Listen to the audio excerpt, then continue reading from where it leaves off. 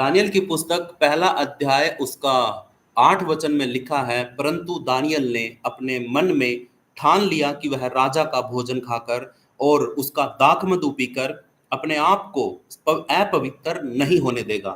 इसलिए उसने खोजों का जो प्रधान था से विनती की कि उसे अपवित्र ना होने दे। अब यहाँ पे जो वचन है, यहाँ पे राजा दाऊद के बारे में बात हो रही है। जब इज़राइल ये इज़राइल को है ना, मतलब क्या कर दिया था, बंदुआई में चला गया था और वहां पे नबूकदनेस्सर राजा ने इस राज्य को, इस जगह को है ना अपने कब्जे में ले लिया था। और जो उनको लगे ना, राजा को जो लगा कि भाई हाँ ये सैनिक बन सकते हैं, ये कुछ बन सकते हैं, हमारे लिए काम कर सकते हैं, तो उन नौजवानों को है ना उसने चुन लिया। उनमें से 3 दानियल के दोस्त थे और एक दानियल था, ठीक है। दानियल और 3 उसके दोस्त, तीनों दोस्तों के नाम आपको पता है, सदरक मेशक अबेदनगो। ये नबूकदनेस्सर राजा ने उसके तीनों के नाम रखे थे बदल करके, ठीक है। और दानियल का भी शायद नाम बदला गया था, मुझे नहीं पता, इसके बारे में ध्यान नहीं किया मैंने। तो लेकिन तीनों के नाम बदले गए थे और तीनों के नाम पहले यहूदी नाम थे, इजरायली नाम थे, यहूदी नाम थे। लेकिन अब इनके ये जो बेबीलोन में जो नाम रखे जाते हैं ना, वैसे नाम इनके रख दिए गए थे, सदरक मेशक अबेदनगो, ठीक है। और शायद दानियल को बेलशस्सर बोला जाता था, देखो ध्यान नहीं है, लेकिन हाँ ऐसा कुछ हो सकता, क्योंकि मैंने पढ़ा था। तो परंतु दानियल ने अपने मन में ठान लिया कि वह राजा का भोजन खाकर और उसका दाखमधु पीकर स्वयं को पवित्र ना होने देगा। ये क्या बात है, यहाँ पे क्या हो रहा है? यहाँ पे ये हो रहा है कि जब इनको बंदी बना लिया गया राजा ने, तो ये जो मेन लोग थे, हट्टे कट्टे थे, थोड़े से मतलब नौजवान थे, इनको पकड़ लिया और बोला कि तुम राजा की सेना में शामिल होना है तुम्हें, ठीक है। उनके लिए कुछ जरूरी काम आपको करने हैं। हाँ, संतोष कुमार जी, बेलशस्सर ऐसा कुछ नाम रखा गया था दानियल का भी शायद। तो ये क्या है कि क्या हुआ, ये जो राजा था ना, इसके जो सैनिक थे वो बड़े हट्टे कट्टे थे, तगड़े थे, ऐसे जैसे बॉडी बिल्डर होते हैं, जैसे सैनिक होते हैं वैसे थे। और ये जो थे ये यहूदी थे, ये कोमल शरीर के थे, इतने वो नहीं थे जैसे कोई खाने पीने वाला व्यक्ति होता है, मतलब वो थे थोड़ा सा अच्छे, वो शरीर तो ठीक था लेकिन वो डोले सोले अच्छे वो सैनिक वाले नहीं थे, ठीक है। लेकिन उसने सोचा कि जो बेबीलोन का जो खाना है, जो सैनिकों को खाना दिया जाता है, वो बहुत बेहतर खाना दिया जाता है, क्योंकि सैनिकों को युद्ध करना होता है, ठीक है। उनको अच्छा खाना दिया जाता है। तो वो खाना जो होता है वो अपवित्र खाना था, वचन के अनुसार परमेश्वर ने जो आज्ञा दी थी उसके अनुसार इनका जो खाना था वो अपवित्र था, और इजराइलियों को और यहूदियों को वो खाना नहीं था, ठीक है। इनको वो खाना नहीं खाना था, वो परमेश्वर की आज्ञा को तोड़ना था। तो अब ये सेना में भर्ती करने के लिए इनको ये खाना खाना पड़ेगा, क्योंकि राजा ने ऑर्डर दे दिया है, ये बंदी बन चुके हैं, यहाँ पे गुलाम है अब ये। तो अब इनको ये खाना पड़ेगा, इनकी मजबूरी भी हो गई है। और कुछ लोगों ने तो सोचा, कुछ दोस्तों ने सोचा, जो और भी आए थे इनके साथ, ये 3 ही नहीं थे, 4 ही नहीं थे, और भी बहुत ज्यादा थे। तो उनको किसी को तो मजा आ गया, उनको बोला ओ भाई बहुत अच्छा अच्छा खाने को मिलेगा, ओ भाई यहाँ तो ये भी है ये भी है। लेकिन परमेश्वर ने खून खाना मना किया था, ये लोग है ना खून समेत खाते थे, तो इसीलिए परमेश्वर की आज्ञा टूट रही थी। बहुत से लोगों ने तो कॉम्प्रोमाइज कर लिया खाने के लिए, उन्होंने सोचा कि बड़ा अच्छा खाना है, हम भी सैनिक हैं और हम भी मतलब अच्छा खाना खाएंगे राजा के ऑर्डर के अनुसार, और हमें फ्री में मिलेगा सब कुछ। तो वो है ना, उन्होंने परमेश्वर की आज्ञा के साथ क्या कर लिया, कॉम्प्रोमाइज कर लिया। उन्होंने सहमति दिखा दी कि हाँ कोई बात नहीं है, हम खा लेंगे। लेकिन इनमें से 3 लोग ऐसे थे, 4 लोग, एक डैनियल और 3 लोग ये, इन्होंने है ना बिल्कुल साफ साफ मना कर दिया, ठीक है। हम डैनियल की बात इसी के अंदर, लेकिन वो अलग है। तो हम क्या करेंगे, हम डैनियल के बारे में बात कर रहे हैं। तो डैनियल ने बिल्कुल साफ मना कर दिया कि भाई मैं है ना परमेश्वर के विरोध में नहीं खड़ा हूंगा, मैं यहोवा परमेश्वर के विरोध में नहीं खड़ा हूंगा, मैं इज़राइल के परमेश्वर के विरोध में नहीं खड़ा होऊंगा, नहीं खाऊंगा कुछ भी ऐसा। तो इसने क्या किया, इसने विरोध किया उस खाने का। ये परमेश्वर का दास था, परमेश्वर से प्रार्थना करने वाला था, प्रभु का भय मानने वाला था, और इसको सारी आज्ञाएं पता थी कि परमेश्वर के वचन को जो फॉलो करता है ना, उसको पता होता है कि मुझे क्या करना और क्या नहीं करना, ठीक है। तो परमेश्वर के इस दास ने राजा के दिए हुए उस खाने को ठुकरा दिया, हालेलुया। और जब ये जो प्रधान था, जो खाना खिलाने वाला था, जो देने वाला था, ये क्या कर रहा है, ये बोल रहा कि अरे बेवकूफ आदमी, अगर तूने नहीं खाया ना तो राजा मेरे को गुस्सा करेगा और मुझे निकाल देगा बाहर, दंड देगा मुझे, तू मुझे मरवाएगा क्या? जब तुझे बोला गया, राजा ने ऑर्डर दिया कि तुझे ये खाना खाना है और तू नहीं खाएगा, तो इसका मतलब क्या है कि राजा का ऑर्डर तोड़ रहा है तू, तो राजा तुझे तो छोड़ेगा, मुझे मार देगा। तो इसीलिए वो डरता हुआ बोला कि भाई तुम्हें खाना पड़ेगा, खा लो इसको, नहीं तो राजा को मुझे दिक्कत आएगी। तो दानियल ने क्या किया, उससे रिक्वेस्ट करी, उससे प्रार्थना की, कि बोला कि भाई आप है ना प्लीज, आप है ना मतलब मुझे ये नहीं खाना है, आप जो सिंपल खाना होता है ना वो खाना मुझे दीजिए, ठीक है। तो फल फ्रूट वगैरह हो गए, हरी सब्जियां, साग हो गया, सब्जी हो गई, ये चीजें थी, पत्ते वगैरह, हरी सब्जियां वगैरह, ठीक है, फल फ्रूट वगैरह, ये चीजें थी, ये खाने को बोला इसने। लेकिन वो चीज जो वो खाते थे, मांस मिट्टी, वो खाने से बिल्कुल मना कर दिया, बिल्कुल इनकार कर दिया।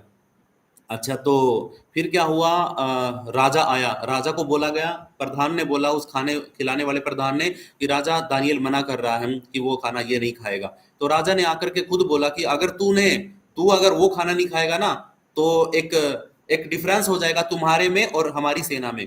मैं नहीं चाहता कि तुम अलग दिखो और ये अलग दिखे, तुम पतले से दिखो और ये हट्टे कट्टे दिखे। मैं 10 दिन का पता नहीं मतलब 10 दिन के आसपास का समय दिया गया इनको, 15 दिन का, 10 दिन का।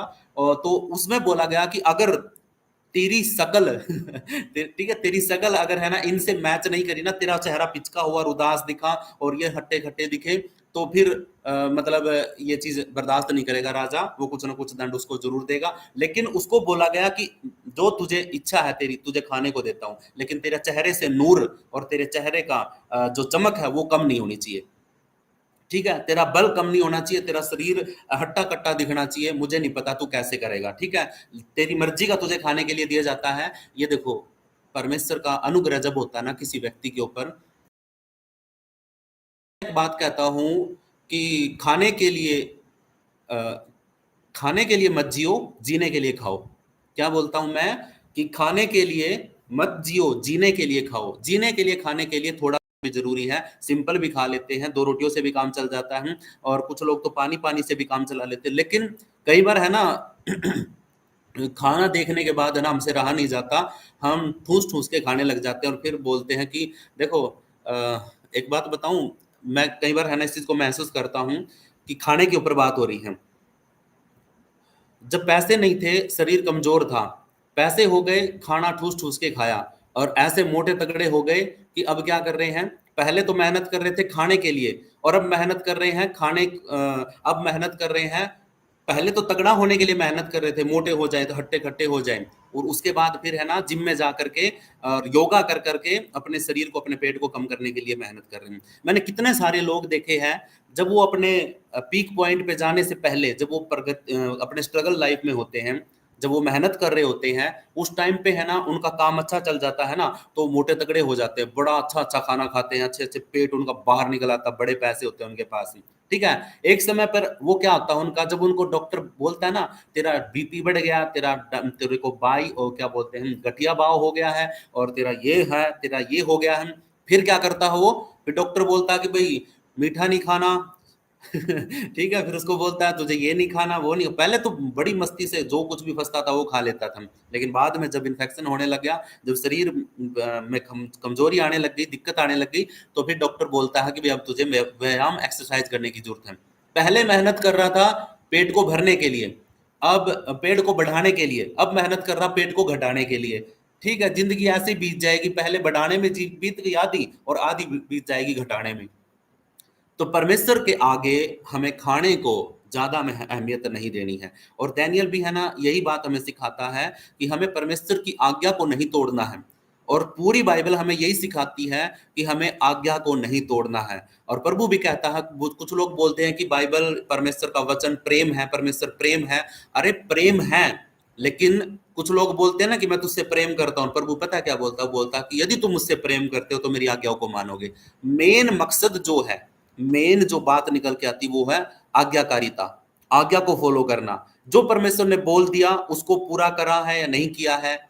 देखो, अगर है ना हम आज्ञा को नहीं मानते हैं ना, तो सच में हम धोखा खाते, 100% धोखा खाते हैं। अगर हम आज्ञा नहीं मानते तो अपने माता पिता की हो सकती है, आपके बड़े भाई की, आपकी माँ की, आपके अच्छे दोस्त की, आपके पास्टर की जो भी आज्ञा आपको दी जाती है, उस आज्ञा को अगर आप फॉलो नहीं करते हैं, आज्ञा का पालन नहीं करते हैं, तो सच 100% आप ठोकर खाओगे और खाते हैं लोग।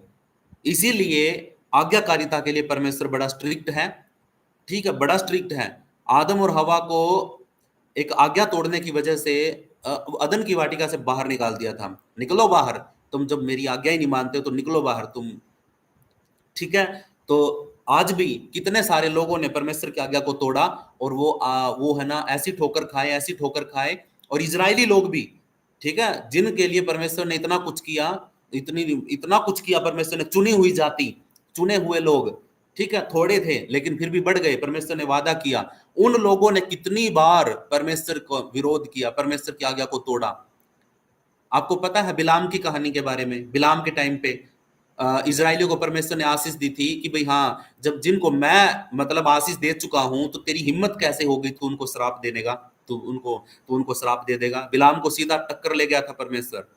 ठीक है, परमेश्वर ने सीधी टक्कर ले दी थी बिलाम के साथ कि जिसको मैंने आशीष दे दी है, तेरी हिम्मत कैसे हो गई, तू कैसे मुंह खोल देगा उनको उनको क्या करने के लिए, श्रापित करने के लिए। ठीक है, और फिर देखो वो इजरायली जिनके लिए परमेश्वर भिड़ गया बिलाम के साथ और उसका 3 बार मुंह बंद कर दिया, और वो इजरायली देखो धोखा खा करके, बहकाई में आकर के परमेश्वर की आज्ञा को तोड़ करके वो मूर्ति के आगे चढ़ा हुआ खाना खा करके पाप में पड़ गए और कितने लोग नाश हो गए वहां पे। मूसा के टाइम पे सारे इजरायली मर गए, सारे इजरायली जितने भी आए थे, जो पीढ़ी आई थी ना वहां से निकल करके, एक भी बंदा नहीं बचा मूसा के अलावा। ठीक है, और मूसा भी उस जगह तक नहीं पहुंच पाया, सिर्फ सिर्फ और सिर्फ आज्ञा पालन ना करने की वजह से। मूसा ने भी आज्ञा पालन नहीं किया। वहां पे भी आज्ञा पालन अगर वो कर देता, जैसा बोला था प्रभु ने वैसा करता, तो सच में मूसा भी यहोशू के साथ वहां पे यरीहो की दीवार तोड़ने में लगा होता। समझ रहे हो बातों को? तो कहने का मतलब क्या है, पूरी बाइबल में अगर आप प्रेम करते हो किसी परमेश्वर से तो आप उसकी आज्ञाओं को मानोगे। और दानियल यहाँ पे टोटली 100% परमेश्वर की आज्ञा के लिए है ना राजा से भिड़ गया। ठीक है, जिसकी गुलामी में वो है। ठीक है, राजा को कितना बड़ा फर्क लगेगा कि भी उसका गुलाम, जिनको मैं अभी खदेड़ के लेके आया हूं, उनके राज्य को खत्म करके नाश करके, और मैं उनको यहाँ पे लेके आऊं गुलामी बनाकर, वो मेरे सामने खड़ा होकर के बोल रहा कि मैं तेरा दिया हुआ खाना नहीं खाऊंगा, मैं तेरा शाही खाना नहीं खाऊंगा। ये हिम्मत कहां से है उसके अंदर? ये सामर्थ कहां पे है? एक तो आज्ञाकारिता, क्योंकि वो परमेश्वर से प्रेम करता है। दूसरा, अगर आप परमेश्वर से प्रेम करते हैं और उसकी आज्ञा को पालन करने के लिए कहीं पर भी खड़े हो जाओगे ना, तो परमेश्वर आपको हिम्मत और बल देगा। हालेलुया, वो ही देगा आपको हिम्मत और बल कि आप उसमें खड़े रह सको, उस आज्ञा को पालन करने के लिए खड़े रह सको। ठीक है, प्रभु आपको बहुत बहुत आशीष करे। इस वचन के अनुसार हमें भी, हमारे सामने भी बहुत है लालच आएंगे, हमें भी बहुत से लालच दिए जाएंगे। आ जाओ इधर, तुम्हारी बीमारी ठीक हो जाएगी। क्या रखा है चर्च में? कुछ नहीं है। बोलेंगे कि क्या रखा प्रार्थना के अंदर? कुछ लोग बोलेंगे इधर प्रार्थना कराओ, उधर प्रार्थना कराओ, ये चंगा हो जाएगा, ये संकट हट जाएगा, ये पैसे मिल जाएंगे, ये वो मिल जाएगा। लालच, ठीक है, लालच। और उस लालच को देख करके, ये भी तो एक किस्म का लालच था। जो लोग सदरक मेसक अबेदनगो और दानियल के साथ और भी लोग आए थे, चुने गए थे जो सेना में भर्ती करने के लिए, उन लोगों को भी लालच आ गया था और उन्होंने है ना परमेश्वर की आज्ञा को तोड़ करके वो खाना खाया था। पढ़ लेना आप बाइबल में। ठीक है, तो इसीलिए अगर आप पवित्रताई का जीवन जीते हैं, अपने शरीर को पवित्र रखते हैं, तो परमेश्वर पवित्रताई में वास करता है। परमेश्वर अपवित्रताई में वास नहीं करता है। आप सोचोगे कि आप पाप कर रहे हो और सोचो कि मेरी प्रार्थना सुन ले परमेश्वर, 100% आप धोखे में जी रहे हैं। आप है ना धोखे में जी रहे हैं अगर आप परमेश्वर के वचन को और परमेश्वर की आज्ञा को फॉलो नहीं कर रहे हैं तो। ठीक है, इसीलिए परंतु दानियल ने अपने मन में ठान लिया कि वह राजा का भोजन खाकर और उसका दाख मधु पी करके स्वयं को अपवित्र नहीं करेगा, नहीं होने देगा। और इसलिए उसने खोजों के प्रधान से विनती की कि उसे अपवित्र ना होने दे। ऐसी ऐसी कोई भी चीज उसको खाने के लिए ना दी जाए जिसके द्वारा वो उसका शरीर, उसकी आत्मा, उसका प्राण अपवित्र हो। ये लड़ने की, ये मतलब परमेश्वर की आज्ञा फॉलो करने की बात है। ओके, प्रभु आपको आशीष करे। अगर आप समझ गए हैं तो प्रभु का बहुत बहुत धन्यवाद। अब मैं आपको 5 बातें बताऊंगा जो हमें इस वचन के अनुसार अपने जीवन में लागू करनी है।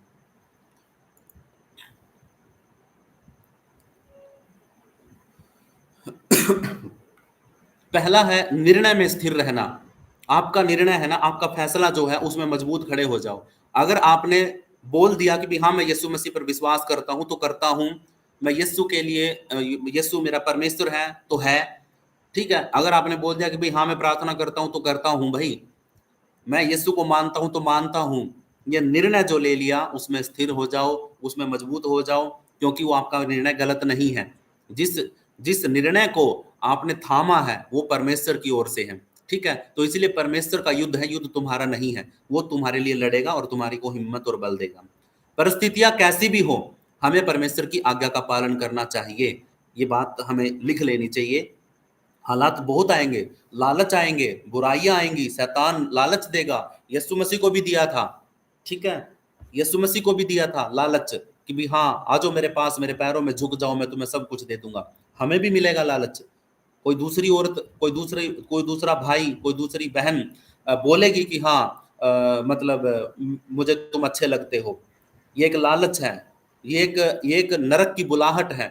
और इस चीज को है ना अगर हम पहचान लेंगे तो सच में हम परमेश्वर की आज्ञा को पालन करने के लिए शिथिर और मजबूत खड़े रहेंगे। लेकिन अगर गिर गए, अगर लालच में आकर के उस लजीज खाने को देख करके हमारे मुंह में पानी आ गया और हमने वो खा लिया, इसका मतलब हम आदम और हवा के जैसा पाप कर गए हैं, आज्ञा को तोड़ दिया है। इसलिए कैसी भी परिस्थिति हो, हमें परमेश्वर की योजना पर, उसके फैसले पर, उसके वचन पर, उसकी आज्ञा पर खरे उतरना है। तभी जाकर के हमारे हमारे शरीर को, हमारी देह को परमेश्वर खरा सोना बनाएगा। और खरा सोना बनेगा तो आप किसी की हाथों की चमकती हुई अंगूठी बनोगे, किसी के गले का हार बनोगे। सोने की चीजें पैरों में नहीं पहनी जाती है। ठीक है, सोने की चीजें पैरों में नहीं पहनी जाती है, सोने की चीजें गले में और हाथों में। ठीक है, तो इसीलिए अगर आप खरा सोना बनना चाहते हैं, लोग लोग है ना 24 कैरेट का सोना चाय के साथ खाते, 2,000 रुपए की एक चाय का कप आता है, 2,000 रुपए का। और दुबई में मिलता है, तो उसमें सोना होता है 24 कैरेट का सोना। ठीक है, एक चाय जो 10 रुपए में बन जाती है, कितने गुना कीमत बढ़ गई उस सोने के द्वारा, खरा सोना है क्योंकि वो 2,000 रुपए की एक कॉफी का, एक चाय का कप, और कितनी कड़वी सोना होता है उसके ऊपर बिखेरा हुआ होता है। ठीक है, तो वो सोना की चाय पीने के लिए लोग जाते हैं उधर, और आप और मैं नहीं जाते, हम तो कहीं भी छत पे कहीं पर भी 10 रुपए की चाय पी लेते हैं। ठीक है, तो हम वीआईपी में आ जाएंगे, हमारे लिए VIP, V very important person हम हो जाएंगे अगर हम खरे उतर गए तो, परमेश्वर की नजरों में भी और दुनिया की नजरों में भी। हालेलुया। दूसरा, पवित्रता का चुनाव। हमें किस चीज का चुनाव करना है? हमें पाप का चुनाव नहीं करना, अपवित्रताई का चुनाव नहीं करना है, हमें चुनाव करना है पवित्रताई का। संसार के आनंद से बढ़कर परमेश्वर की इच्छा चुननी है। हालेलुया। देखो, जिसने भी परमेश्वर की आज्ञा को तोड़ा, उसने अपने जीवन में अपने आप को ठोकरों में डाला है। उसने अपने आप को, जिसने भी, आप तोड़ के देख लो परमेश्वर की आज्ञा को, आप भी ठोकरों में रुड़ जाओगे और आप परीक्षाओं में पड़ोगे। लेकिन अगर आपने पवित्रताई को चुना, अगर आपने खाने के लिए नहीं अपने ईमान को बेचा, अपनी चीजों को, अपने अपने शरीर को खाने के लिए नहीं रखा, तो सच में आपको है ना वो मेहनत नहीं करनी पड़ेगी जो फिर पेट घटाने के लिए करनी पड़ती है। फिर डॉक्टरों के पास चक्कर काटने की जरूरत नहीं पड़ेगी अगर आप पहले से अपने शरीर को मेंटेन करोगे तो।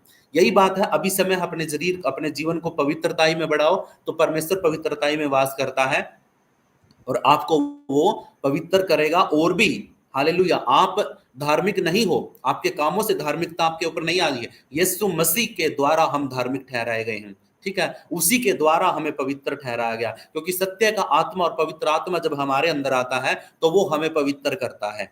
हालेलुया। और हम बढ़ते जाते हैं पवित्रताई की ओर। ओके, तो इसीलिए हमें पवित्रताई को चुनना है, ना कि पाप को।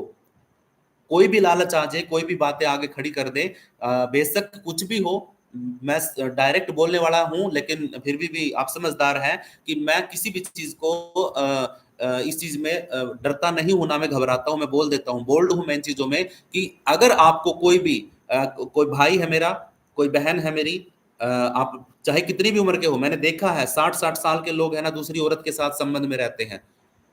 समझ रहे हो, ऐसे ऐसे उनके बच्चों की शादी हो चुकी है फिर भी वो लिव इन रिलेशनशिप में रहते हैं। तो ये चीजें है ना हमें बुढ़ापे में भी गिरा सकती हैं। ये लालच, ये शैतान का हथियार हमें हमारे लिए है ना बुढ़ापे में, जब हमारे सांस क्या कहते हैं ना कि लकड़ियां तो शमशान घाट में पड़ी हैं और इसको मस्ती चढ़ी है, ठीक है, ऐसी ऐसी सिचुएशन में, ऐसी उम्र में भी शैतान है ना बहका सकता है। तो इसीलिए हमें, और परमेश्वर का वचन कहता है कि तुम अंतिम दिनों तक, अंतिम तक, सांस प्राण देने तक विश्वासी रहोगे, तो तुम्हारे लिए परमेश्वर अनंत जीवन को रिलीज करेगा, तुम्हें उसमें लेके जाएगा। इसलिए पवित्रताई को चुनना है, ना कि पाप को। तीसरा है पहचान बनाए रखना। पहचान बनानी है अपनी। आप है ना सबसे अलग दिखोगे ना, अगर सबसे अलग काम करोगे तो आप सबसे अलग दिखोगे, आप यूनिक हो जाओगे। यूनिक, आप एक अलग हो जाओगे सारी चीजों से अलग। परमेश्वर ने भी हमें संसार से अलग किया है। किससे अलग किया है? संसार से परमेश्वर ने हमें अलग किया। उसने हमें चुन करके हमारे परिवार से अलग किया है। हालेलुया। हमारे रीति रिवाजों से हमें अलग किया, हमारे पापों से हमें अलग किया है, हमारे उल्टे काम जो हम करते थे उनसे हमें छुड़ा करके अलग कर दिया है। बेटा अब तेरा वो रास्ता बंद है, ये रास्ता खोला है, ये रास्ता जीवन को जाएगा, वो रास्ता तेरा नरक में जा रहा था, अब तुझे जीवन के रास्ते पर चलना है।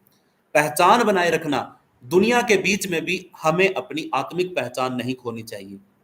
आप स्पिरिचुअल कैसे पावरफुल है, आपकी आत्मा पवित्रताई में कैसे बढ़ रही है, आपकी पहचान क्या है? आप पवित्र हैं, नम्र और दीन है, दयालु है, या आप झगड़ालू हैं, गुस्सा करने वाले हैं, या मार पिटाई करने वाले हैं? ये आपकी पहचान होती है। मसीह में आने के बाद आपकी पहचान बदल जाती है।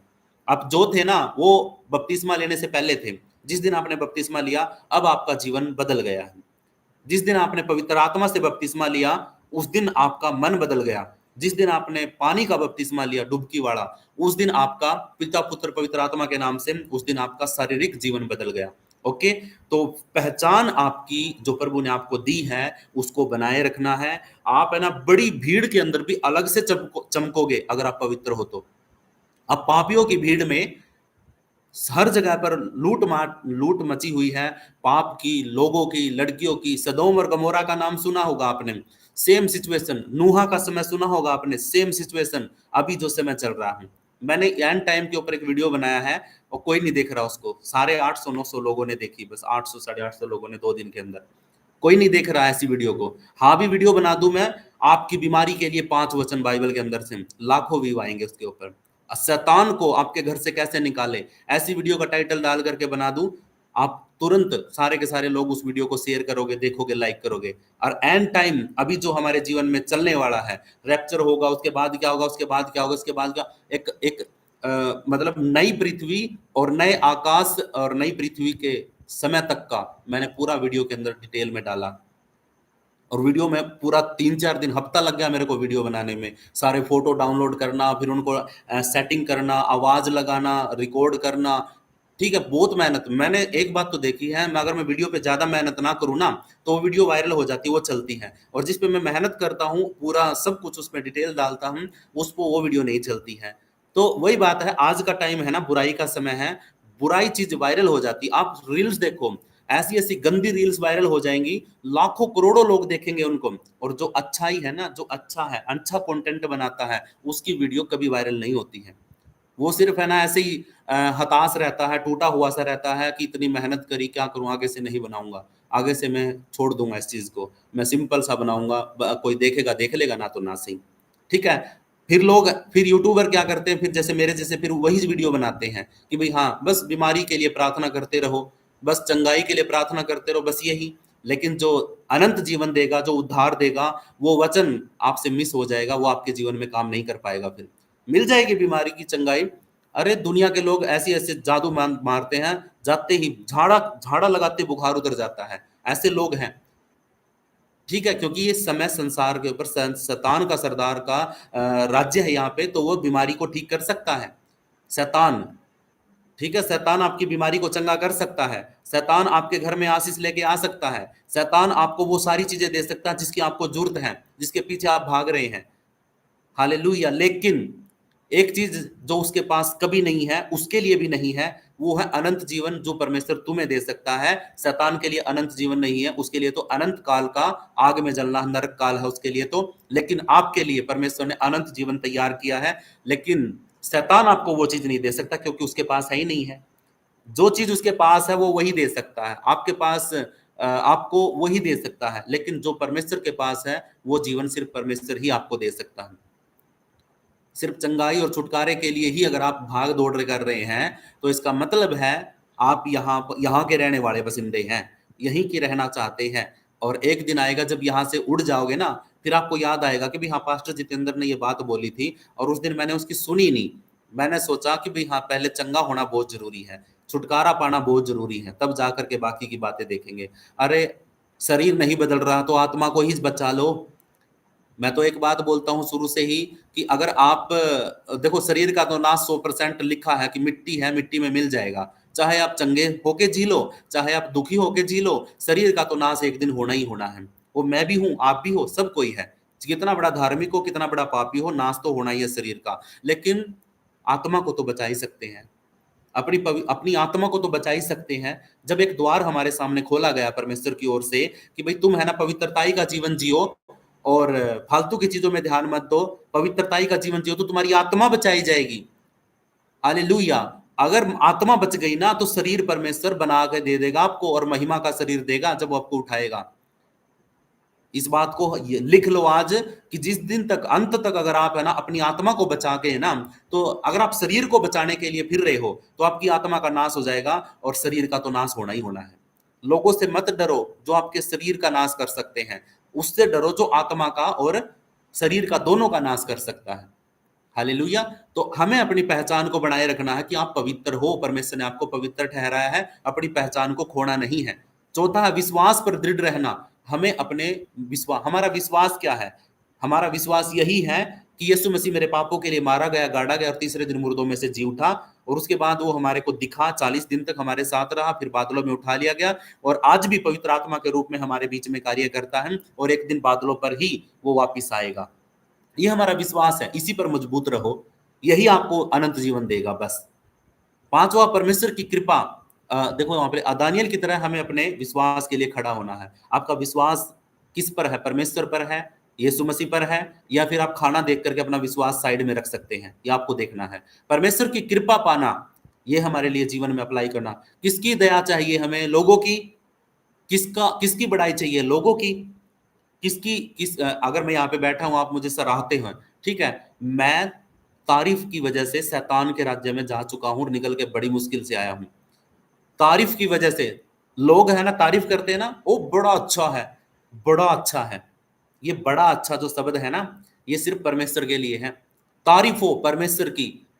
हालेलुया। जब मैंने अपने को एक्सेप्ट करी, किसी ने मेरी तारीफ कर दी और वह मैंने अपने दिल से लगा ली, मैं पापों में गया, 5 साल खराब हो गए मेरी जिंदगी के। और आज अगर 5-6 साल अगर मेरी जिंदगी के मैं प्रभु को देता, पवित्रताई में जीता, तो आज है ना आप लोग भी और मैं भी कड़े बड़े प्लेटफॉर्म के ऊपर जुड़े हुए होते हैं, बढ़िया अच्छे तरीके से हम परमेश्वर की आराधना कर रहे होते हैं एक जगह मिल करके। लेकिन अभी जो समय गैप हुआ है, मैं मानता हूं परमेश्वर मुझे वो समय वापस लौटाएगा, मेरा जो खोया गया है।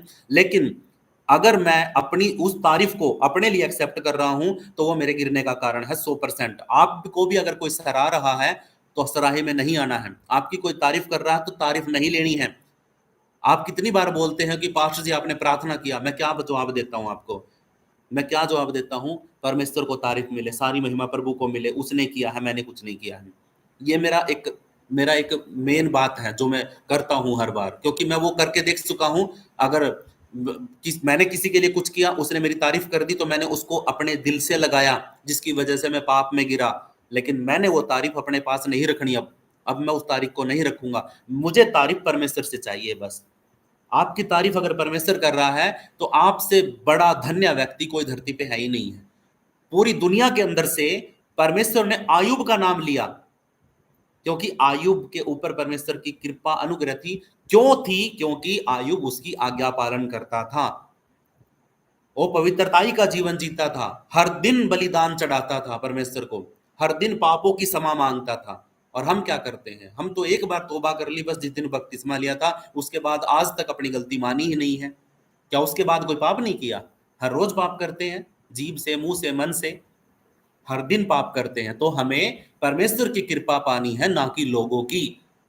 लोगों को एक पल के अंदर परमेश्वर बदल सकता है। अगर परमेश्वर की दया आपके ऊपर है ना, तो जो लोग आपके विरोध में है ना, वही आपके फेवर में हो जाएंगे और आपकी सारी मदद और सहायता करेंगे। परमेश्वर ऐसे आपके सामने झुका सकता है पूरी दुनिया को, लेकिन उसके लिए कृपा और सराहना किसकी ओर से मिलनी चाहिए? परमेश्वर की ओर से। जब परमेश्वर उठाएगा तो दुनिया की कोई ताकत आपकी टांग खींच के लटक जाए, चाहे एक एक 5-5 10-10 किलो के बाट आपकी टांगों पे लटका दे, आप नीचे नहीं गिरोगे। चाहे 10 लोग आपकी टांगों पे लटक जाएं नीचे गिराने के लिए, आप नहीं गिरोगे, उनके हाथ छूट करके सारे नीचे गिरेंगे, लेकिन आप उड़ते रहोगे उकाब के समान। कब? जब आपके ऊपर दया परमेश्वर की होगी। हालेलुया। जब आप परमेश्वर की तारीफ पाने के लिए उसके लिए आगे बढ़ोगे। हालेलुया। तो जब हम पवित्रता पवित्रता चुनते हैं तो परमेश्वर हमारे लिए अनुग्रह और आशीष के द्वार खोल देता है। यही बात है, हमारे लिए आशीष और द्वार खुल जाते हैं, आशीष के द्वार, अनुग्रह होता है परमेश्वर का। कब होगा? जब हम पवित्रताई को चुनेंगे। और परमेश्वर का कहना है पवित्रताई, ठीक है, पवित्रताई ही परमेश्वर का पहचान है। वो पवित्र है, इसीलिए उसने हम सब के पापों के लिए बलिदान कर दिया। अगर वो पवित्र नहीं होता ना, अगर वो भी हमारी तरह इंसान होता, तो हमारे लिए कोई भी माफी नहीं थी मेरे प्रियो। समझ रहे हो? एक लोहे को पिघलाने के लिए है ना, मतलब क्या बोलते हैं कि एक चीज को सीधा करने के लिए उससे ताकतवर चीज की जरूरत पड़ेगी। अगर आप एक सरिया है, एक रोड है लोहे की, अगर वो मुस गई है, तो आप है ना डंडे के साथ उसको सीधा नहीं कर सकते। आपको उस रोड से मजबूत लोहा लेके आना पड़ेगा, तब जाकर के वो रोड सीधी होगी उस पे जब मारोगे, क्योंकि उस रोड से मजबूत आपके हाथ में है। और एक बात बताऊं, इस संसार में जो कुछ है, जितना भी बड़ा आप देखते हैं, शैतान, लोग, बड़े पैसे वाले, सब कुछ जो ताकतवर है, उन सब से बड़ा आपके अंदर मौजूद है। अगर जिस दिन आप इस बात को पहचान जाओगे ना कि आप राजा के राजकुमार हैं और पवित्र आत्मा जो पूरी दुनिया से बढ़कर है वो आपके अंदर वास करता है, उस दिन आपको है ना डरने की जरूरत नहीं पड़ेगी। डर खत्म, यीशु मसीह के नाम में सारा डर खत्म। तो इसीलिए आज प्रभु हम सबको आशीष करे, ब्लेस करे। हमें खाना देख करके, चीजों को देख करके, फालतू की चीजें जो हमारे अभिलाषाएं हैं, देखो अभिलाषा, मैंने पिछले संडे एक वचन को शेयर किया था गलीसिया के अंदर। अभिलाषा क्या करती है? हमारी आंखों से, मन से, मतलब हमारी इच्छाएं जो होती हैं वो हमारी अभिलाषा ही होती है, हमें उसको पाना है।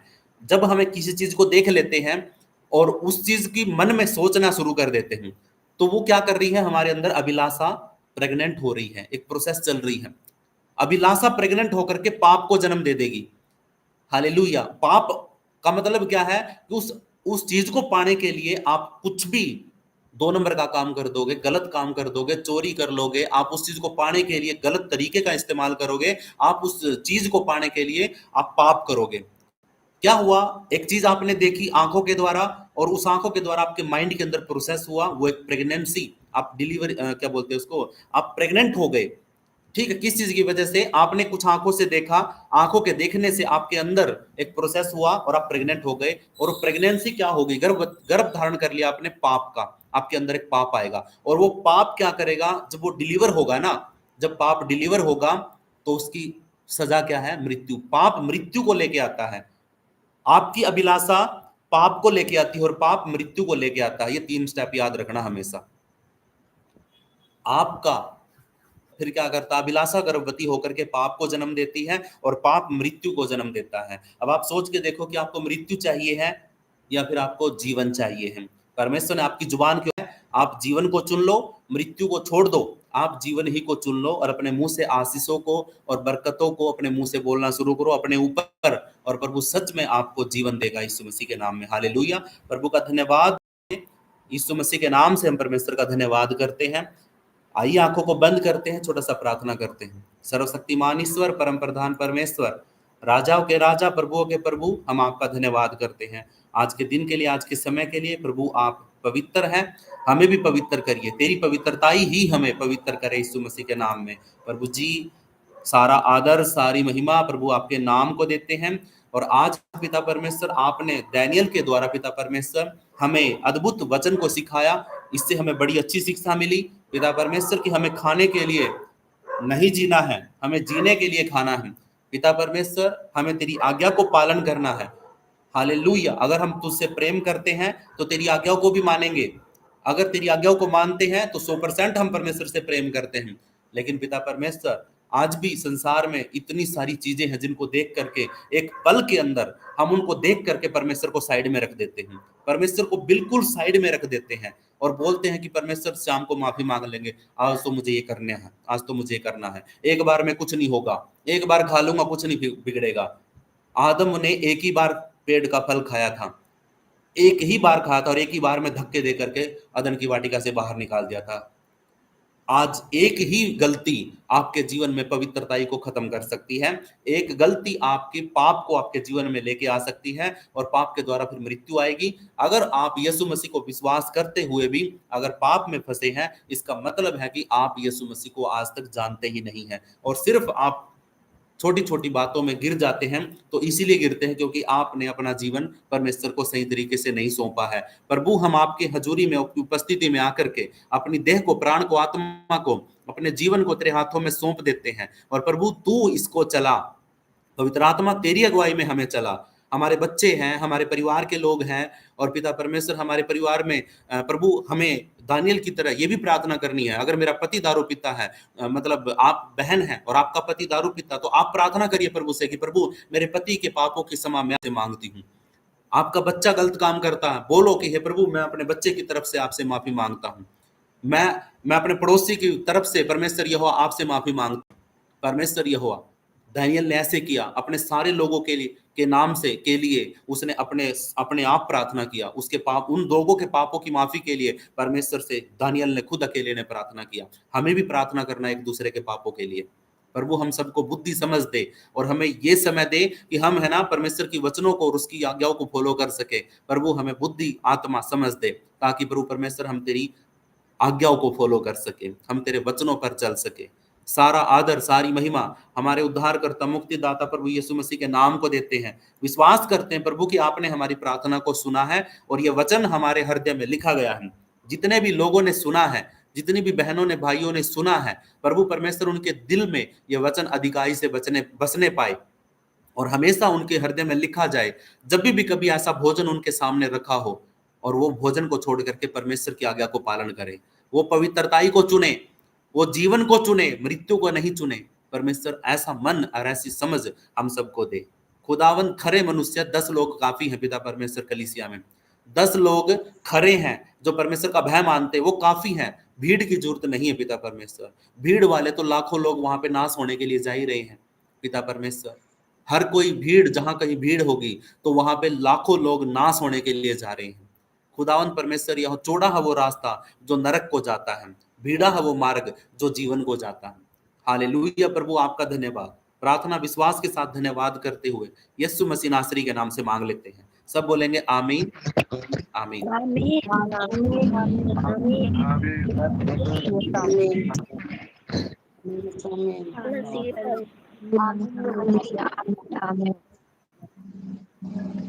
आमीन आमीन आमीन हालेलुया आमीन।